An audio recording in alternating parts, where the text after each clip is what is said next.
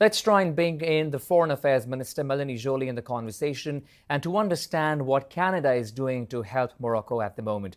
Minister Joly, appreciate your time. Thank you for joining us on CTV News Channel. Thank you. It's a pleasure. Of course, Canada is a great friend of Morocco, and when times are difficult, we're there for her friends.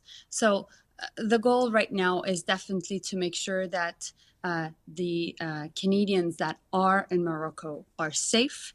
At this point, we know that there's a very important Moroccan community across this country. We know also that many Canadians go to Morocco for business, also for tourism reasons. And there's around 4,800 Canadians that have registered with the embassy.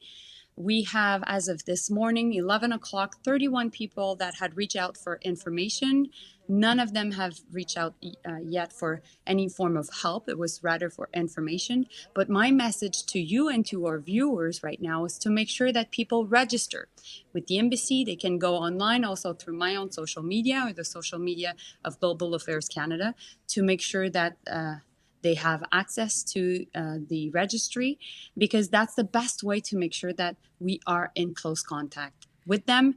All the staff, all our diplomats are safe. All the locally engaged staff also in Rabat are safe. The embassy is working. I've been in contact with the chargé in Rabat. And so everybody is working 24/7 to make sure that Canadians are safe and that we can provide help. I can also answer questions of what we can do to help Moroccans themselves and their government. I would like to know more on that front as well. But before we get to that, Minister, I was speaking with a lady, Fiona Richards, who is from British Columbia. Just a few minutes ago, we had a live conversation with her. And I asked her this question about the communication from the Canadian government. And she replied saying that she hasn't heard much from the Canadian government. So what would you say to her? The best thing is for her to register and to go through social media and register online. Why? Because we have updates that are quick and that are frequent to make sure that Canadians know what to do. At this point, what we know is that there's more than 1,000 that there's more than 600 people that have been injured. At the same time, we know that airports and also airports and roads are open. Yes, of course, as you were mentioning, Minister Joly, about how Canada is helping Morocco. So please talk to us about the efforts underway at the moment.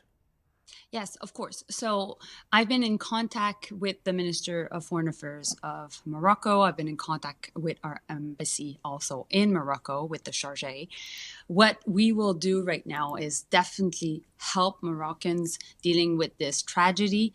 We are in close contact with the Moroccan government, and they are assessing right now the needs on the ground. Many countries are trying to help them to make that assessment, including different European countries, the US.